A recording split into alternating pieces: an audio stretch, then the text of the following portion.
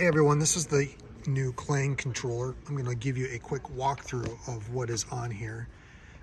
First, there are groups. Groups 1 through 8 will show 1 through 8 here. In the first group, you have a lot of drums here. So kick drum, snare drum, high tom, low tom, hi-hat, overhead. This is the overhead from the drums. Keys 2 is this keys here, and then piano. Now, if you want to get to the rest of the instruments, you'll press the other channels. So you just tap here. Now we're looking at channels 9 through 16, and they've all changed. So you can see if I press this, they change back and forth. In the channel 9 through 16, we have electric guitar, acoustic guitar, bass guitar, the pastor's mic, the host mic, baptism mic. This lead is very important. This is Brandon's, the worship leader's voice, the main one.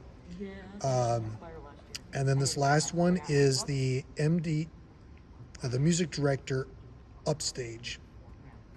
So the music director upstage is going to be the one back here by the drum set, if we have that one. So that's what is on this row.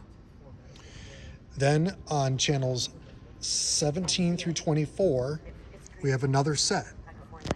So again, first set, second set, the third set. On this one, we have MD downstage mic. MD downstage is actually the conductor mic right here. The band director, this one is going to be the microphone that is right over here where Chris Morrison will normally sit. This is background music. This actually will be taken out, so you can disregard this one. This is your main click. And just to mention, both the click and the guide are both in this channel. You don't have separate control today over that, but that's where it is today.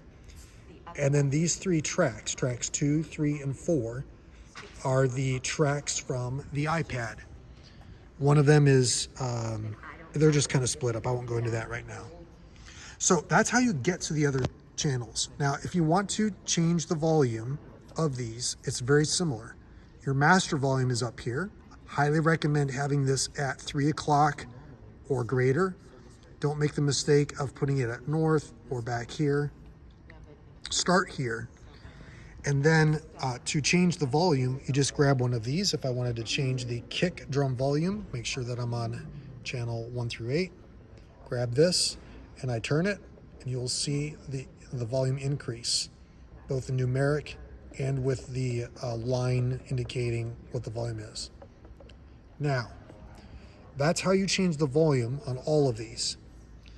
There are other buttons on here. I'm going to go through what they are here in a second. I'm going to start with this ambient aux button, because you will notice on these units there are microphones on the outside. So if you want a little bit of room noise, which I do, you're going to press AMB/aux.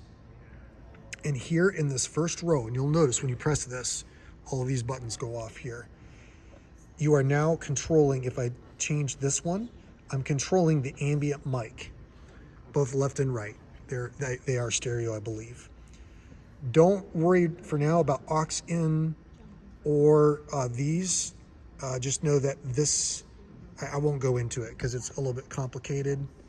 It's about volume, and it's also about plugging in the back to get extra sound, but we're not going to worry about that. And these are some extra functions.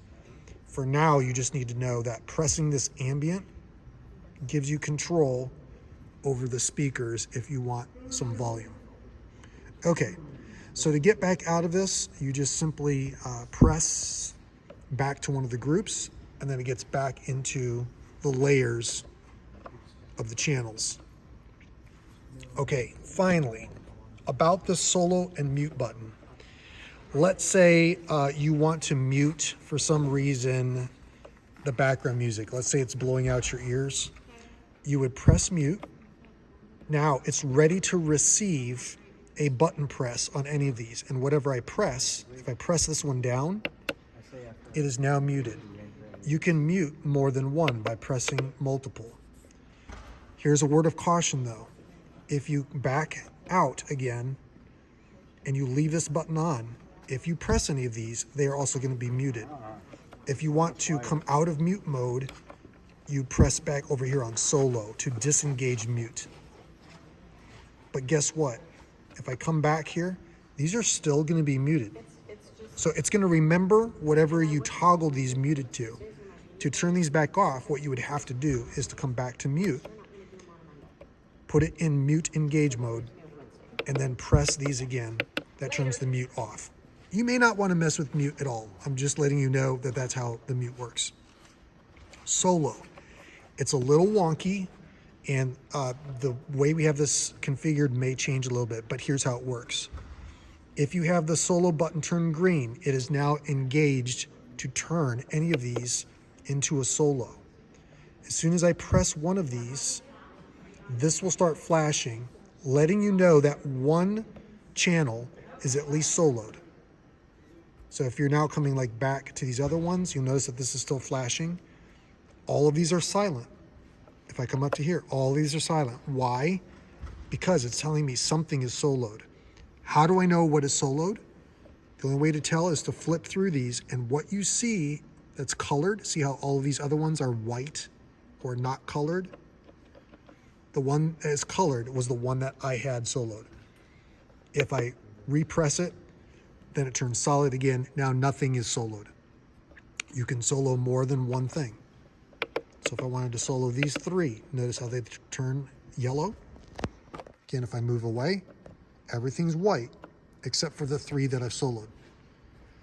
This will not turn to solid green until I unsolo all of them. This setting might change how that functions, but for now, that's how it functions when you arrive on Sunday. Muting. I know some of the band members will want to mute. The muting is another layer down. Here's how you would, panning. I'm talking about panning something left or right. I know some of you want to pan things. For example, if I'm at the keys position and the acoustic guitar is over here, what I might end up doing is finding the acoustic guitar. It's on channels 9 through 16. Here's the acoustic guitar. To put it into the panning mode, you're going to come to config, which stands for configuration. Once this starts flashing, I now press any of these channels to start to configure the channel. I want to configure the acoustic guitar channel because I want to pan it to the right. I tap and press in on this button, and now I am in the acoustic guitar configuration. You have two modes of panning. The more simple mode is called stereo mode. To get to stereo mode, I move this all the way to the left until it says stereo. If I want the more advanced mode, which is 3D, we'll talk about that here in a second, I just move this to the right. Most of you will just want stereo. And here is where then you get to pan it. You can go like this. If you want to pan it all the way to the left, it's there. If you want it dead center in your ears, equal volume between left and right ear, it is going to be, I don't know if I press this in. Okay, if you press this in, it'll actually dead set 0. Actually, if you press it, it cycles through hard right, hard left, dead center. But you can adjust it somewhat. So because I know acoustic guitar is sitting on my right, if you want to pan it, I would just tap this a couple times until it's hard right. If you don't want it hard right, you can dial it back. If you back out of this, you're going to press this to back out of it. And now I'm back in all of the channels. That is not the only way to back out of that, by the way. I'm going to get back into acoustic guitar for a second. I'm not in acoustic guitar. Guess what? I lost my config. It thought I was soloing that. So I have to press config again. So config, I'm going to edit the configuration of the acoustic. I press it. And if I, let's say, made an adjustment, let's say I'm on the other side of the stage and I'm panning the acoustic guitar to the left, I think if I just press config again, it'll back out. Same thing. but it should save it automatically. Let's just double check. Config, acoustic guitar, and you'll notice it saved my pan. So there really is no saving on that front. If you change something and you back out of a menu item, it's going to retain the knowledge of where you set it. Okay, let's just talk about the 3D mode if you just want it, since we're talking about panning. I'm gonna come back to acoustic guitar. Let's say the acoustic guitar is sitting to the back right of you. You can switch the mode to 3D. And now here, the elevation of where it is, this is in front of you. I'm sorry, this is above you. This is below you, as if you were in a pit orchestra and the acoustic guitar was above you. Most cases you would want to leave this here. This one, I really have not played with this. And it looks like if you just press it, it's going to cycle through 90 degrees. So right now it's in front of you, right of you, behind you, left of you. If I wanted it to the right and above 45 degrees, it's probably going to be something like this. Probably don't want to get crazy, but if you want to and play around with it, you are more than welcome to. Okay, I think that covers everything. We've talked about the Klang. Oh, I should talk about one more thing. This groups button gives you full control over all the drums.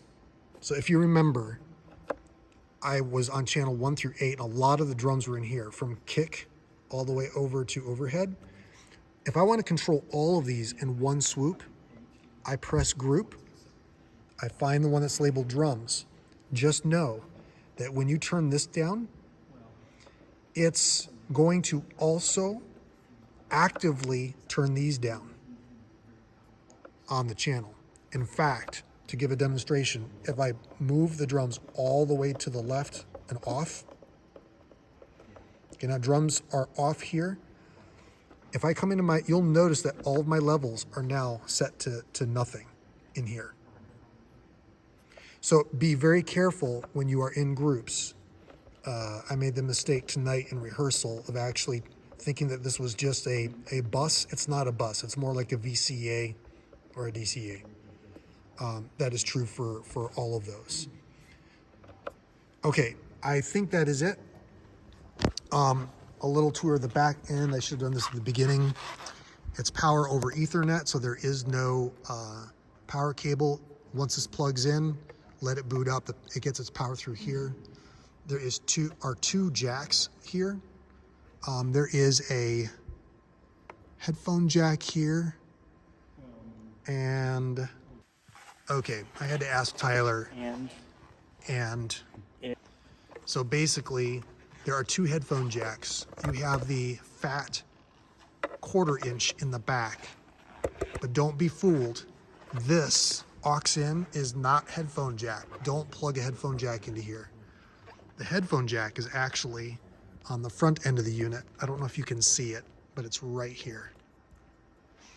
And know that if you plug into this, it will stop transmitting out here, vice versa. So you can only have one plugged in at a time. And you don't need to worry about the XLR outputs, or we're not using the power. Okay, I think that is it. There is your very crude, these controllers. There's one here at keys. There's one here at electric guitar. There is one back in the drums, back there. There is one here on the acoustic guitar / bass position. There's one here at the piano.